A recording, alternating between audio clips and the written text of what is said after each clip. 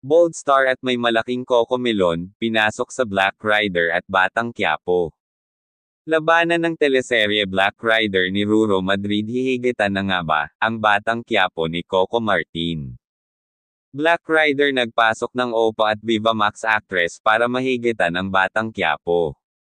Komento ng isang veteranong direktor, nagpasok pa di umano ang Black Rider ng isang pokpok para lang dumami ang manunood nito at mahigitin ang Batang Quiapo ni Coco Martin.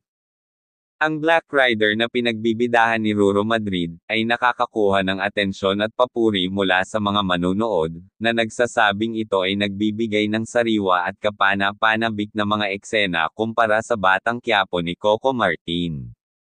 Na puro katangahan lang di umano ni Marites ang paulit-ulit na napapanood ng mga taga-subaybay nito. Dagdag pa ng taga-subaybay ng Black Rider, puro kawalang hiyaan ni Rigor at kahalayan ni Lena, na halos lumabas na ang dalawang malaking papaya nito sa sobrang kitid ng kanyang kasuotan, di umano ang madalas napapanood ng mga taga-subaybay ng Batang Quiapo ni Coco Martin. Ayon sa isang taga-subaybay, mas maganda at makabuluhan ang takbo ng istorya ng Black Rider, kumpara sa Batang Quiapo. Ang komentong ito ay sumasalamin sa lumalaking sentimiento ng maraming manunood na naghahanap ng mga bagong kwento at karakter na maaari nilang subaybayan. Black Rider ay isang action-packed na serye na umiikot sa buhay ng isang misteryosong vigilante na gumagamit ng kanyang natatanging kakayahan upang labanan ang krimen at katiwalian. Ang karakter ni Ruro Madrid ay nakatanggap ng papuri para sa kanyang matapang na pagganap at ang kanyang kakayahang dalhin ang emosyonal na lalim sa kanyang role. Samantala, kamakailan lang pagkatapos mawala si Ivana Alawi sa Batang Quiapo, tila ba agad naman ito sumagot sa Black Rider ni Ruro Madrid. Kumuha din ang Batang Quiapo ni Coco Martin ng isang actress na malaki ang kokomelon, na tila ba ito ang sagot nila sa pinapasok ng Black Rider ni Ruro Madrid na kumuha ng isang pokpok di umano na galing Viva Max, ayon sa isang batikang direktor. Sa kabilang banda, ang Batang Quiapo ay isa sa mga matibay na haligi ng primetime TV, na patuloy na dinadala ang manunood sa isang roller coaster ng emosyon sa pamamagitan ng mga komplikadong kwento ng pag-ibig, pagtataksil, at pakikipaglaban para sa katarungan. Pinatunayan ni Coco Martin na siya ay isang powerhouse actor, na may kakayahang magbigay ng makapigil hiningang mga eksena at makabagbag damdaming pagtatanghal. Ang paghahambing sa Black Rider at Batang Quiapo ay nagbibigay isang interesanteng pananaw sa kung paano nakikita at tinatanggap ng mga manunood ang mga teleserye. Ang tagumpay ng Black Rider sa ratings ay nagpapakita na ang mga Filipino viewers ay bukas sa pagtangkilik ng mga bagong konsepto at serye na maaaring mag-alok ng alternatibo sa tradisyonal na mga kwento.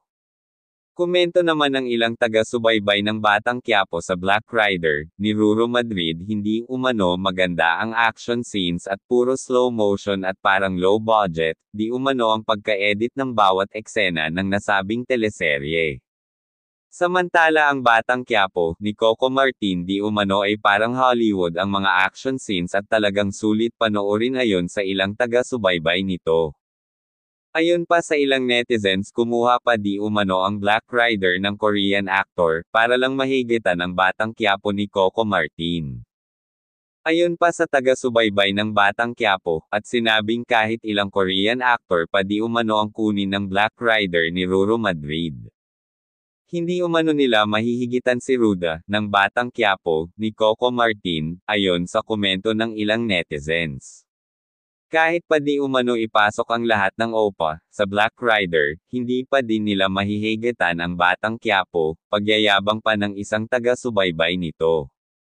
Ayon naman kay dating Direktor Ronaldo Carbolo, hindi na umano kailangan magpasok ng mga bold star o may malaking hinaharap para lang dumami ang manunood.